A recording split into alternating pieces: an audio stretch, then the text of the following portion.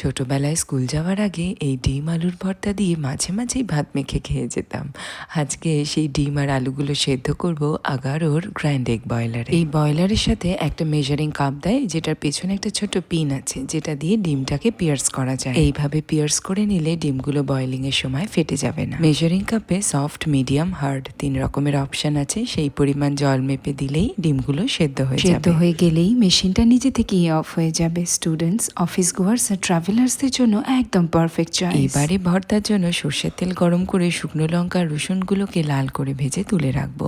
তারপরে একটা বড় সাইজের পেঁয়াজ কুচি অল্প নুন দিয়ে লাল করে ভেজে তুলে নেব। ভেজে রাখা রসুন আর শুকনো লঙ্কাকে আগে অল্প নুন দিয়ে ম্যাশ করে নিতে হবে। এরপর একটা বা দুটো কাঁচা লঙ্কা আর ভেজে রাখা পেঁয়াজটা ভালো করে মেশাতে হবে। আহা, ভর্তার জন্য আলুগুলোই তো সেদ্ধ করা হয়নি। এই পোচ ট্রেটায় অল্প বাটার দিয়ে দুটো ডিম এইভাবে দিয়ে দিলাম, নুন আর অল্প চিলি ফ্লেক্স দিয়ে। বাকি দুটো কাপে ছোট ছোট করে কেটে রাখা আলু আর বিনস দিয়ে মেজারিং কাপ অনুযায়ী জল দিয়ে স্টিম করে নিয়েছি। দেখো আলুগুলো কি সুন্দর সেদ্ধ হয়ে গেছে। এবার আলুগুলোকে পেঁয়াজ লঙ্কার সাথে ম্যাশ করে নেব, তারপরে ডিমগুলোকে ম্যাশ করে নেব। ব্যাস, এবার সবকিছুকে ভালোভাবে মিশিয়ে নিয়ে ওপর থেকে অল্প একটু সর্ষের তেল ছড়িয়ে দিলেই ডিম আলুর ভর্তা তৈরি। বাড়িতে বানিয়ে জানাবে কেমন লাগলো আজকে রান্নাটা, আর অবশ্যই কমেন্ট করে বলো যে তোমরা কি খেয়ে স্কুলে যেতে ছোটবেলায়।